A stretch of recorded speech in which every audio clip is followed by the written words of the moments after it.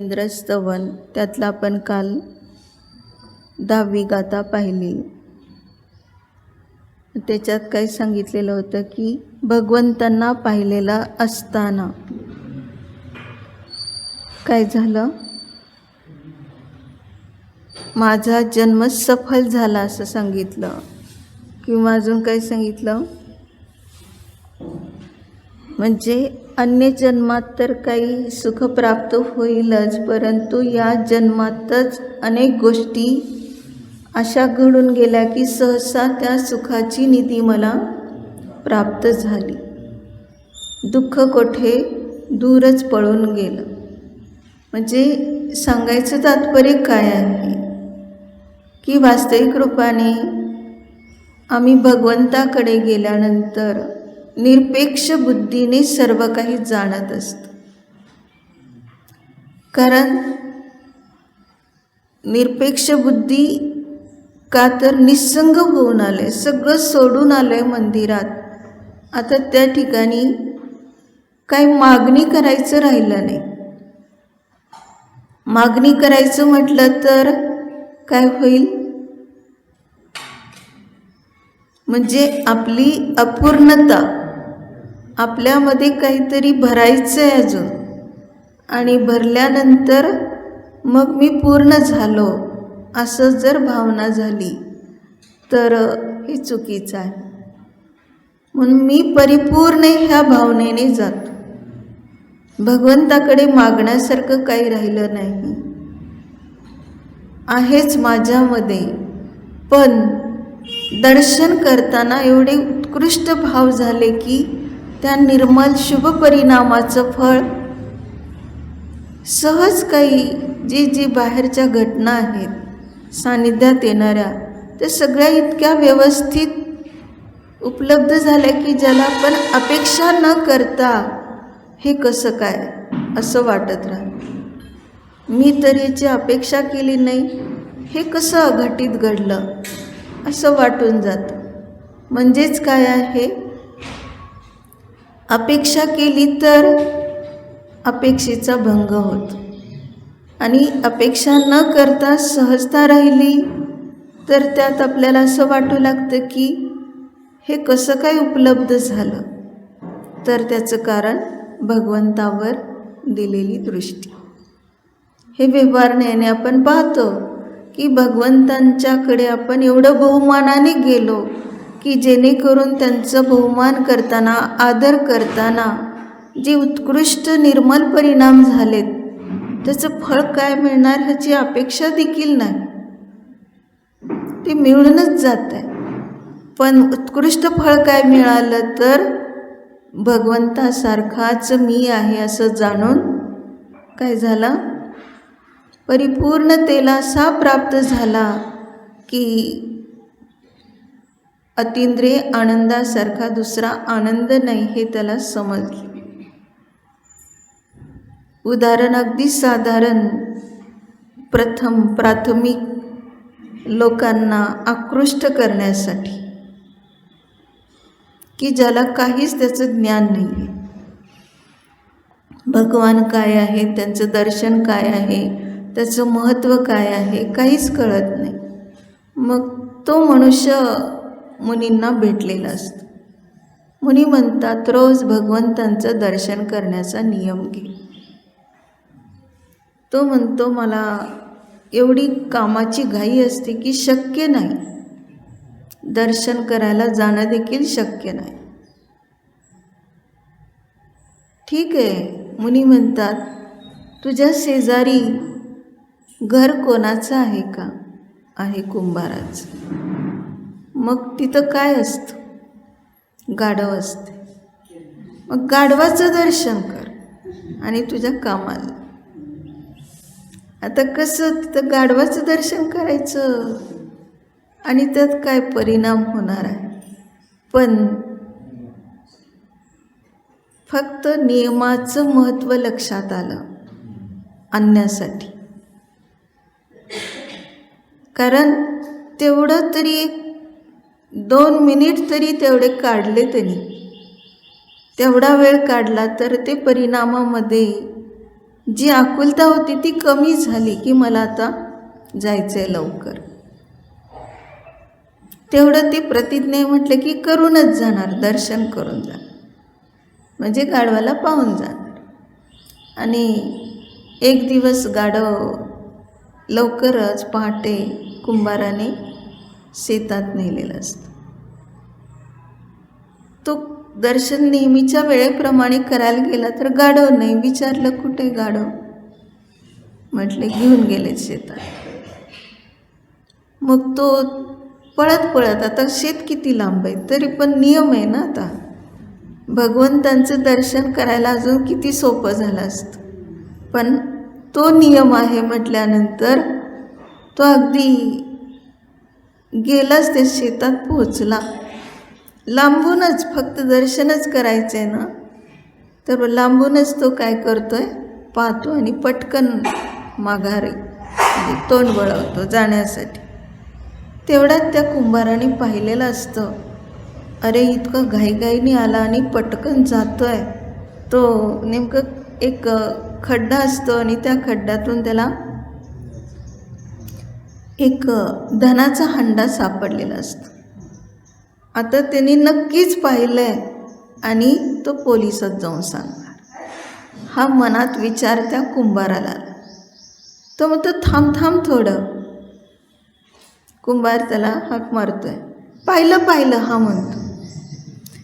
पाहिलं पाहिलं म्हणजे आणखीन जास्त संशय त्याचा दृढ झाला की त्याने धन पाहिलं ना, आता हा चाललाय. पण नाही नाही, ये इकडे ये, मी तुला अर्ध देतो.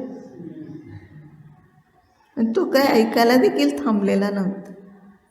आता काय होईल, घाबरे घाबरे तो आलाय धन घेऊन आणि त्याच्या घरातच तो हंडा टाकून दिला. पोलिसांना सांगितलं तर तोच तर सापडेल, मी नाही सापडणार. म्हणजे पूर्ण अख्खा, अर्धा देणार होता, अख्खा हंडा त्याला मिळाला. अरे म्हणतो, कसं काय हे मला मिळालं? म्हणजे जे म्हटलं ना की सगळं अपेक्षा न करता मिळत राहतं. भगवंतांचं दर्शन, आता इथं तर गाढवाचं दर्शन, तरी धन मिळालं. पळत सुटला आणि गेला त्या मुनींच्याकडे. तो म्हणतो, अजून मला नियम द्या, कोणते कोणते द्यायचे ते. मग त्याला आता फायदा हा झाला, म्हटलं की अनेक नियम घेण्यासाठी त्याची श्रद्धा झाली. आता म्हणतो जिनदर्शन कर. जिनदर्शन करण्याने तर तुझा अंतरंग फायदा असा होईल की जे खरं सुख प्राप्त होईल. हे बाहेरचं धन काय, ते जड धन निघून जाणार आहे, पण आत्मधन तुला कळेल. आणि मग त्याच्यात एक एक एक एक नियम घेत त्याची परिणती इकडे झुकली. म्हणजे आता निवृत्त कशातून झाला तू? जे नको ते पाहण्यामध्ये आणि नको ते भोगण्यामध्ये. म्हणजे जे आपलं स्वरूप आहे त्यालाच भोगण्यामध्ये आता त्याची दृष्टी वळली. हा फायदा होतो. आता इथं सांगतात 11वी गाथा. प्रभू दर्शनाच्या नंतरच तो दिवस उत्तम आणि सफल होतो हे सांगतात. म्हणजे प्रभूचं दर्शन झालं तर कशी सफलता होते हे सांगतायत. कारण उत्तम दिवस म्हटलं त्याला. त्या दिवसाला उत्तम दिवस म्हणण्याचं कारण सगळे दिवस सारखे. कशावर आरोप आला? आरोप आला दिवसावर. त्याला म्हणतो उत्तम. दिवस उत्तम नाही, परिणाम उत्तम. स्वभावाला जाणण्याचे परिणाम. आणि मग त्या दिवसावर आरोप केला तो दिवस उत्तम. केव्हा? जिनेंद्रांना पाहिलेलं असताना, दर्शन केलेलं असताना, व्यवहारण्याने निश्चयने स्वतःला जाणलेलं असताना. अशा रीतीने हे सर्व कसं होतं ते ह्या गाथेमध्ये सांगत आहे. दिठ्ठे तू मम्मी जिनवर बाजई पट्टो दिनम्मी आजयनी. सवत्थनेन सवदिनानं विशेषानं. हे जिनेंद्र भगवंता, हे जिनबरा, दिठ्ठे तुमम्मी, आपणास पाहिलेलं असताना, म्हणजे आपल्यावर दृष्टी गेलेली असताना सहज सहज दृष्टी 24 तासात जाऊ शकते. आणि इकडे मंदिरात दर्शन करायला हात जोडलेले असते.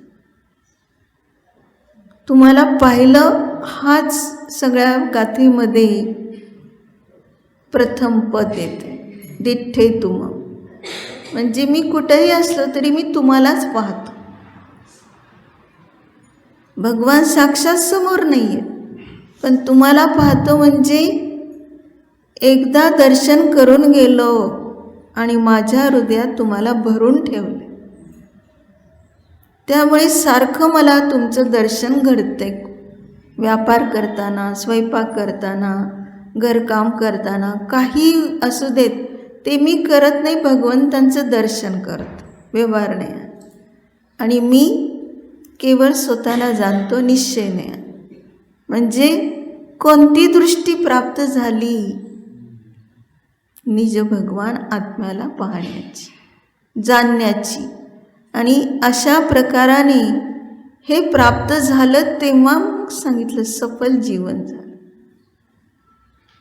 म्हणून इथं सांगितलं सर्व दिवसांमध्ये सव दिनानंपी शेषाणम. सगळे दिवस बाकीचे कसे आहेत? व्यर्थ आहे. ज्या दिवसामध्ये मला तुमचं दर्शन घडलं तोच दिवस उत्तम. म्हणजेच काय आहे? अजयने दिनम्मी, आजच्या दिवशी. जणू काय तुम्हाला पाहिलं, दर्शन केलं की असं वाटलं की मी पट्टच बांधून टाकलं. काय पट्ट बांधला? पट्ट बांधणं कुठे येतं? राजतिलक झाल्यावर. म्हणजे आज जणू काही मला राजतिलक झालाय, तुम्हाला पाहिलं की असं वाटतं आणि मी पट्ट बांधूनच बसलंय असं वाटतं. आता पहा, राजतिलक झाला म्हणजे काय झालं? पट्ट बांधला म्हणजे काय झालं? फिक्स झालं तो राजा. राजतिलक केला, आजपासून हाच राजा प्रजेला सर्व सुखसोयी देणार, असं ते पट्ट बांधण्याचं काम असतं, जे कार्य असतं. आणि मग कोणत्या प्रजेला सुखसोयी देणार? हा जीव भगवंतांचं दर्शन करून पट्ट बांधलाय त्या दिवशी. मग कोणत्या प्रजेला सुख देणार? प्रजा कशाला म्हणायचं? प्रकर्षाने, ज्या म्हणजे उत्पन्न होणे. प्रकर्षाने निजध्रुवाला जाणलेलं असताना उत्पन्न होणारी पर्याय ही त्याची आहे प्रजा. म्हणजे कारण परमात्म्याला आजपर्यंत चेतन राजा म्हणून स्वीकारलंच नव्हतं. बाहेरच्या राज्यपदातच पट्ट बांधत राहील आणि ते राज्यपदच सुखकारक वाटलं. पण आज मला खरं राजतिलक झालेला आहे. भगवान आपल्याला पाहिलेलं असताना मला राजतिलक कसा झाला? टिळा लागला. होतोच मी राजा, पण आज टिळा लागला. काय तू चेतन राजा म्हणून टिळा लागला? तो बाहेरचा राजा कदाचित आयु संपेपर्यंत याच भवाचा असेल, पण हा चेतन राजा मी शाश्वत आहे, अनंत काळपर्यंत स्वतंत्र निज परिणतीचं सुख भोगणार.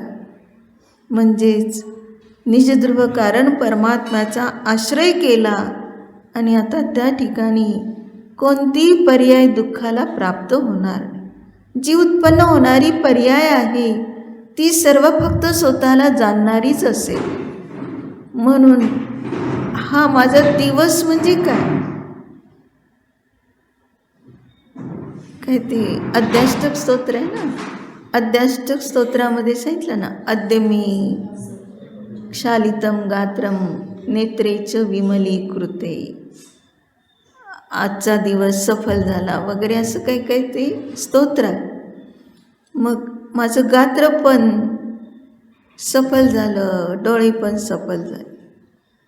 मग इथं सांगितलं सहलत्तनेन मध्ये, म्हणजे माझी सफलता कशामध्ये मी मानली, यामध्ये, ह्या सर्व दिवसामध्ये हा दिवस मला सफल वाटला.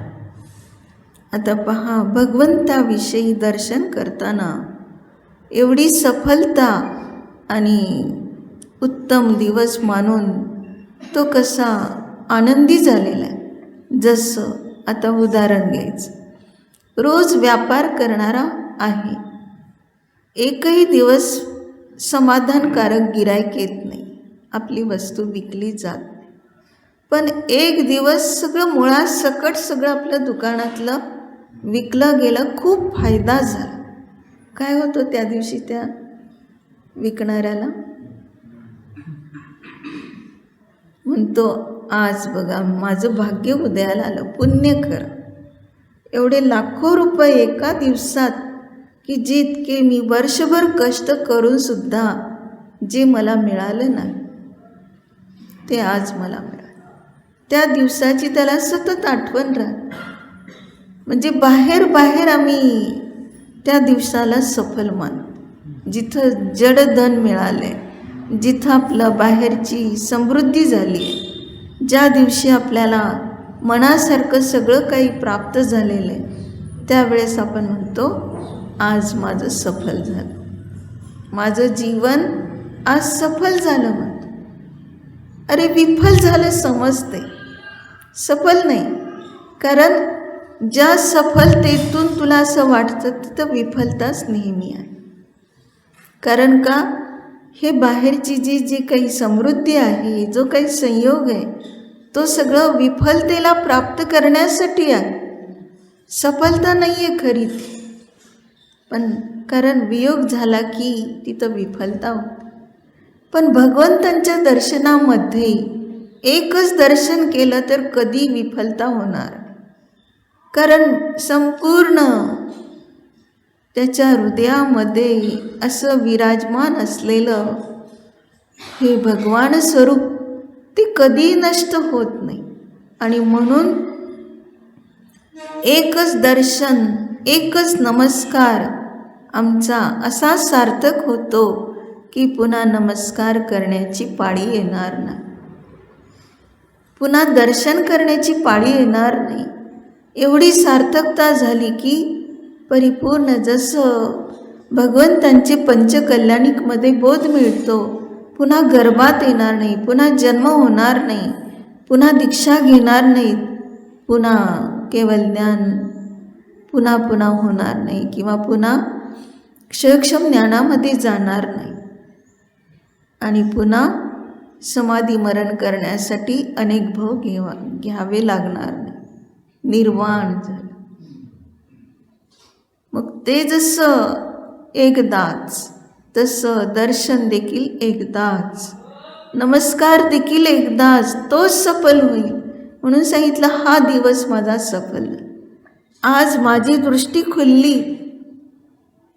रोज मी करत होतो दर्शन, पण कसं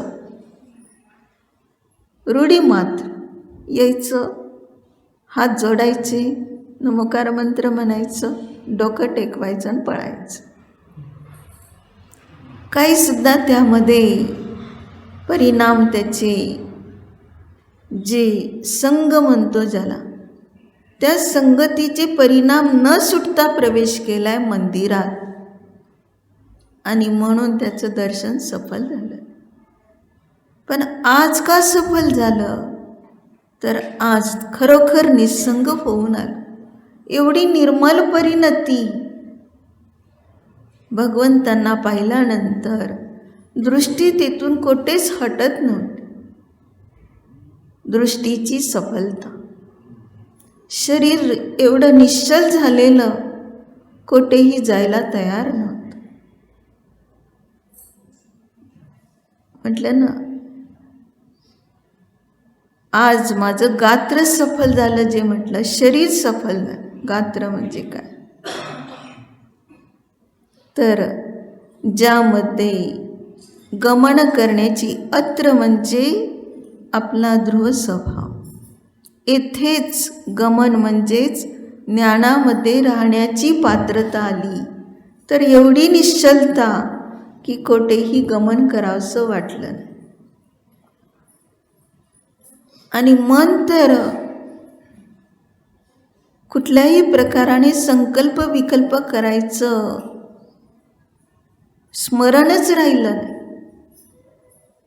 एवढी ओढ भगवंताकडे मन वचन कायाने पूर्ण रूपाने समर्पित झालो आणि सहज एवढं मी गुप्त स्वरूपाला जाणीवेत घेतलं की जेणेकरून मी अतिशय अतींद्रिय आनंदाला प्राप्त झाले.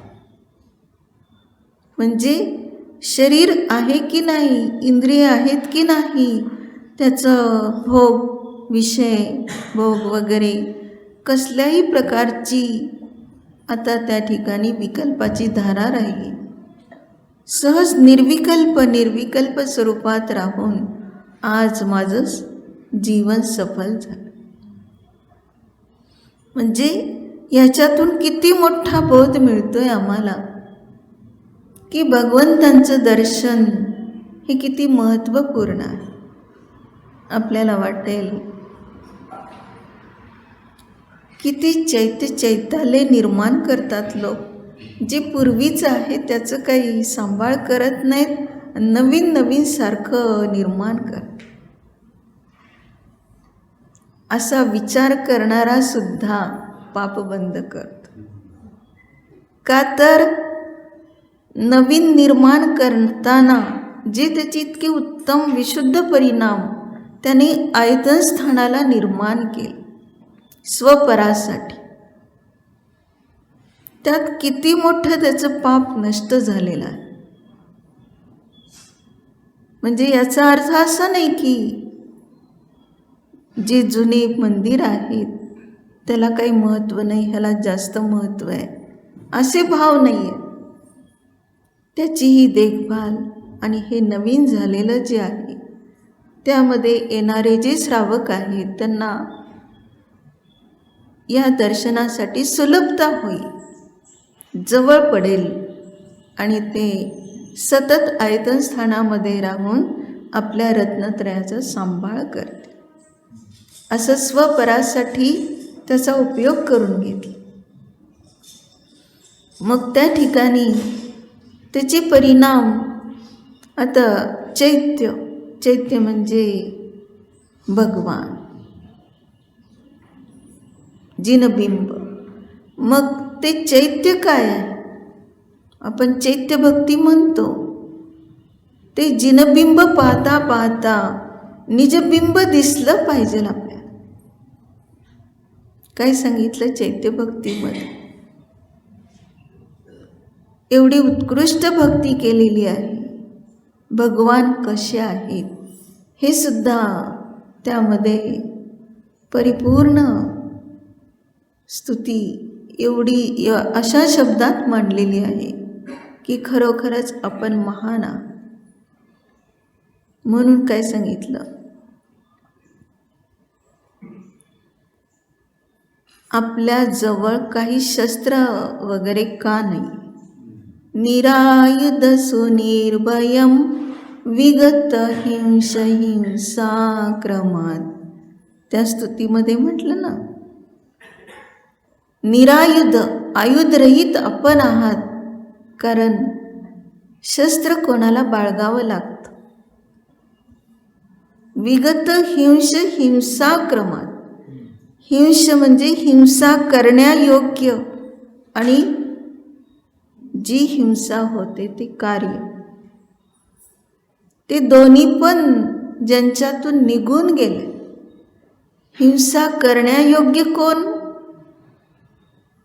कोणाची हिंसा कर? परद्रव्य हिंसा. आपण लगेच म्हणणार कुठले तरी जीव त्याची हिंसा केली जाते, ते हिंसा. सर्व परद्रव्य हिंस आहेत. का हिंस आहेत? तर त्याला मिथ्यात्व अवस्थेत आपलंसं करण्याचा प्रयत्न केला. ही झाली हिंसा. रागबुद्धीने, द्वेषबुद्धीने परद्रव्याचाच विचार येतो. रागबुद्धीचा विषय निजध्रुव नाही, परद्रव्य विषय आहे. कारण मला हे पाहिजे. कोणती बुद्धी झाली? मला हे पाहिजे, रागबुद्धी झाली. म्हणजे आम्ही पाहिजे हा जो विचार करतो ते परद्रव्य विषय. निज ध्रुवामध्ये तर काही पाहिजे नसते, असतंच ते. अनादि अनंत विद्यमान आहे आपलं वैभव. त्यामुळे बाहेरून काही प्राप्त करायचं म्हटलं तर त्याला म्हणतो पाहिजे. ते हिंस झाले. कारण त्यांचा अधिकार, आता आपल्याला पाहिजे म्हटलं, त्यांचा अधिकार त्यांच्यात ठेवला नाही. त्यांचा अधिकार हडप करण्याचा विचार, म्हणजे आपल्यात हे माझं आहे लगेच म्हणतो ना. आणलं बाजारातून आणि ठेवलं घरात. आणि समजा कोणतरी आता आपल्या घरातलेच त्या वस्तूला हात लावायला लागले. हे म्हणतो हात लावू नको, ते माझं आहे, ते मी आज किती आवडीने आणले आणि तू घेऊन काय करणार त्याला. म्हणजे घरातल्यांनाच आपण काय करतो, नाही घ्यायचं तो. म्हणजे हिंस झाले. कारण हिंस म्हणजे ओरबाडून घेण्याची परिणती, हिंसा. आणि कोणाला ओरबाडायचं आहे? जे आपलं नाही त्याला. म्हणून त्याला म्हणायचं हिंस. आणि मग ह्या दोन्ही, म्हणजे जी परिणती रागबुद्धी किंवा द्वेषबुद्धीने वैर झालं, त्याच्याशी सूड बुद्धी ठेवून बघून घेतो म्हटलं अनेक भवापर्यंत. म्हणजे काय झालं, त्याच्यावर अधिकार दाखवला द्वेषबुद्धीने सुद्धा. वैर होण्याचं कारण काय? वैर होण्याचं काय कारण असतं? एक तर त्याची वस्तू इच्छा नसताना घेतली म्हणून. दुसरी गोष्ट, त्याने माझं ऐकलं नाही म्हणून. आणखीन आपलं द्रव्य चोरून नेलं, हरण केलं म्हणून. असे वैर होण्याची कारणं सांगितली होती अनेक. मूलाचारमध्ये आणि कुठं होतं, प्रतिक्रमण, पहिल्याच पानावर जे प्रतिक्रमण करतो. रागबंध पदो समच हरिसम दीन भावयम उत्सुगतम भयम सोगम रदिम रदिम चोसरे. एवढे सगळे विषय वैराचे आहेत सांगितले. रागबंध पदो समच, रागामध्ये चित्त अडकणं. प्रदोष म्हणजे द्वेष करणं. त्यानंतर रागबंध पदो समच हरिसम दीन भावयम, हर्ष करणं सुद्धा काय आहे? हिंसा आहे. मग हिंसक कोण झालं? हर्ष कशाला पाहून झाला? गळ्यातलं लॉकेट मिळाले, हातातले बिलवर मिळाले, पाटल्या मिळाल्या, खूप आनंद झाला. खूप आनंद झाला. हिंसा परिणाम. आणि हिंस ह्या वस्तू म्हणजे हिंसा करून प्राप्त झालेली वस्तू असते, म्हणून ते हिंस. कोणतीही वस्तू आरंभाने रहित मिळत नाही, म्हणून ती हिंसा आहे. त्याच्यावर अधिकार, त्याचं अस्तित्व आपल्यामध्ये मानणं, हे सगळं हिंसा आहे. राग परिणतीनेच हिंसा होते. तेषामे उत्पत्ती, पुरुषार्थ सिद्धी उपायामध्ये सांगितलं ना, हिंसेती जिना गमश संक्षेप. जेथे रागभावाची रागाधिकाची उत्पत्ती होते त्यालाच म्हणायचं हिंसा. मग अशा रीतीने हे परिणाम करून आम्ही राहिलो, पण ते सगळे आज सुटले परिणाम.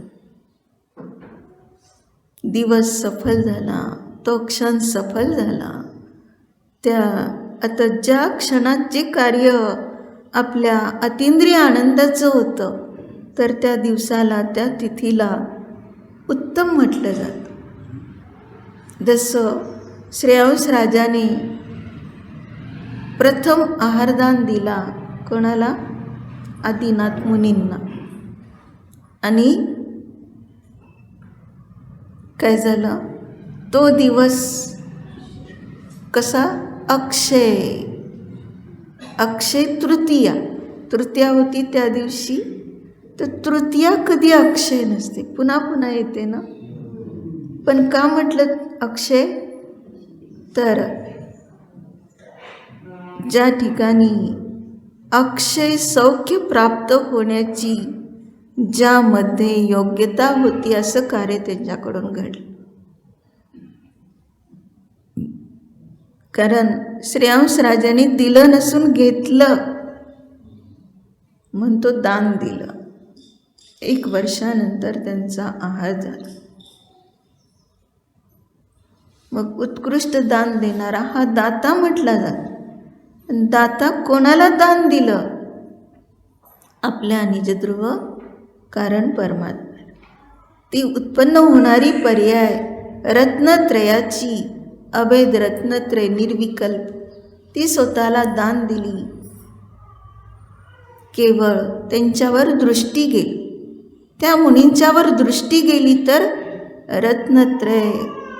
रत्नत्रयामध्ये दृढता, आणखीन अधिक दृढता होऊन मोक्षाचं साधन बनवलं. अक्षय तृतीया म्हटलं. आता अक्षय झालं ते दान, म्हणजे पुन्हा तशा प्रकाराने ज्यांच्याकडे प्रथम आहार होतो त्या ठिकाणी तो दाता धन्य म्हटला जातो, तीर्थंकराचा प्रथम. मग त्याला त्यावेळेस पंचाशरी वृष्टी होतात असं म्हणतो आपण. मग त्या वृष्टी म्हणजे देवानी काय आनंद व्यक्त केला. आता तू मोक्षगामी, बस आम्हालाही तसेच भाव होऊ दे, आम्हाला सुद्धा अशीच पर्याय प्राप्त होऊन आम्ही मोक्षाला जाऊ. ह्याच्यामध्ये सगळं काही त्यांनी समर्पण करून टाकलं. पंचाशरी वृष्टीमध्ये हे सगळं जड आहे, मला चेतन स्वरूप जाणीव येतात. म्हणजे तो आनंद व्यक्त करण्यासाठी काय काय शब्द प्रयोग, काय काय पुष्पवृष्टी, गंधोदक वृष्टी, आणखीन काय धन वगैरे, असं सगळं जय जयकार, अशा पंचाशरी वृष्टी हे तर सहज त्या आनंदामध्ये होऊन जात. तसं या ठिकाणी म्हटलं आजचा दिवस सफल झाला. म्हणजे एवढा आनंद, अतिंद्रिय आनंद, की त्यामध्ये तो म्हणतो आजचा दिवस मला असाच सफल झाला, आजपर्यंत दर्शन तसं झालं नव्हतं. म्हणजे ज्या दर्शनामध्ये आम्हाला खरोखर दुसरं काही सुचत नाही, एवढंच फक्त जे प्रयोजनभूत आपलं स्वरूप तेवढंच फक्त ग्रहण केलं आणि कसल्याही प्रकारची मागणी केली नाही. म्हणजे आपण साक्षात बोलत नाही, पण आत घेऊन आलेला असतो भाव. किती त्रास आहे मला शरीराचा, किती त्रास आहे मला धनाचा, किती मला कष्ट करावं लागतंय व्यापार करताना, एवढ्या कष्टातून मी सगळं काही करत राहतो. काहीतरी भाव घेऊन आलेला असतो भगवंताकडे. भगवान म्हणतात न्यायिक रहा, बस काही सुद्धा नाही तुला, हे सगळं तुझं विकल्प वाटतायत पण ते खोटे आहेत, काल्पनिक आहेत. भव सुखमल्पम कल्पना मात्र रम्यम. काय सांगितलं? भवभवामध्ये हे जे सुख, अल्प सुख जे वाटतं ते दुःखच आहे, कारण कल्पनेने तुला रमणीय वाटतंय. कल्पनेने रमणीय का वाटतं नियमसारमधला कलश?